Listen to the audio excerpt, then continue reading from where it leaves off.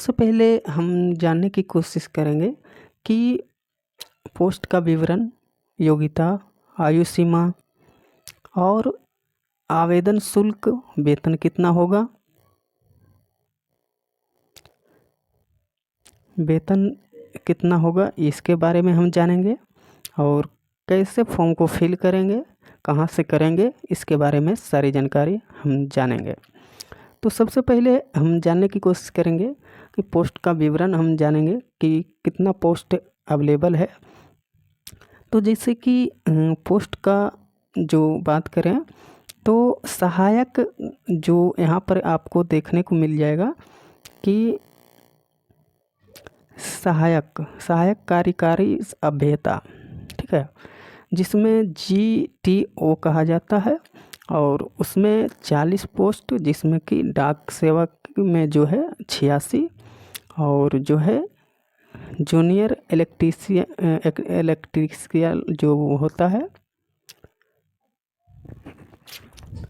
Junior electrical जो engineer होता है वो 40, जिसमें कि डाक 113 और पत्राचार क्लर्क जो होता है उसमें पोस्ट का नाम और इसमें कितना पोस्ट है इसके बारे में हम जानने की कोशिश कर रहे हैं, ठीक है। जिसमें कि सबसे ज़्यादा देख सकते हैं कि 2000 और डाक में जो है 2100, टोटल मिलाकर 4016 जो है पोस्ट अवेलेबल है। आप चाहे किसी जिसके लिए भी आप इच्छुक हैं तो करवा सकते हैं। उसके बाद हम योग्यता की बात करें, ठीक है, तो क्या क्या योग्यता होना चाहिए आवेदन करने के लिए। तो यहाँ पर सहायक कार्यकारी अभियंता जो होता है उसके लिए आपको किसी भी मान्यता प्राप्त विद्यालय, संस्था या इलेक्ट्रिकल 4 वर्षीय इंजीनियर डिग्री या फिर इंजीनियरिंग किए हुए हैं तो आप फॉर्म को फिल करने के लिए इच्छुक होंगे, आप कर सकते हैं।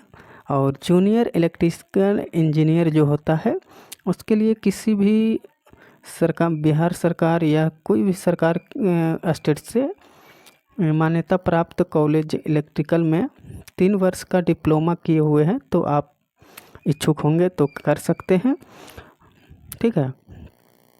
उसके बाद हम बात करते हैं कि किसी भी मान्यता प्राप्त विद्यालय के विषय में स्नातक पास किए हैं तो पत्राचार लिपिक जो पोस्ट होते हैं उसके लिए आप फॉर्म फिल करेंगे। या फिर स्टोर सहायक, किसी भी विद्यालय में किसी स्नातक पास किए हुए हैं तो फॉर्म को फिल कर सकते हैं। जूनियर लेखा लिपिक, किसी भी विद्यालय में वाणिज्य में स्नातक पास किए हैं तो। उसके बाद मैट्रिकुलेशन में जो सक्षम उत्तीर्ण है तो शैक्षणिक योग्यता में तो तकनीशियन ग्रेड 3 में आप कर सकते हैं, ठीक है। इस तरह से आपको पोस्ट की जानकारी मिल चुकी है। उसके बाद बिजली विभाग के अतिरिक्त आयु सीमा, न्यूनतम और अधिकतम जो होता है उसका कोई साक्ष्य नहीं दिया गया है।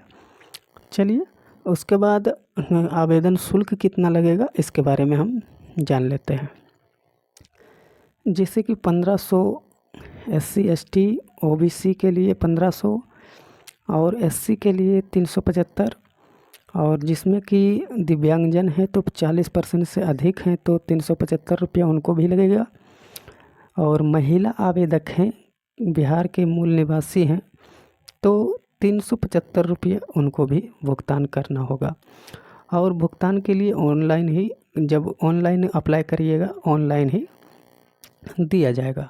और वेतन की बात करें कि कौन सा ट्रेड में कितना वेतन है, जैसे कि GTO में 36,000, 25,900, पत्राचार में 9,200 और स्टोर सहायक में 9,200, मतलब कि 36,000 रुपये तक भी आपको वेतन मिल सकता है, लेकिन आपका क्वालिफ़िकेशन होना चाहिए। ठीक है। उसके बाद बिहार बिजली विभाग के अतिरिक्त नियम कैसे लागू किया गया है। ठीक है।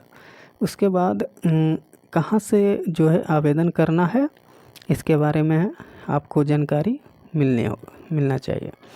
तो जैसे कि नीचे आएंगे ag2net.com पर जाएंगे और आने के बाद यहाँ इस फॉर्म को फिल करने के लिए होम पेज पर आएंगे तो आपको देखिएगा कि इसका स्टार्टिंग डेट जो है 1 तारीख 10वां महीना 2024। ठीक है।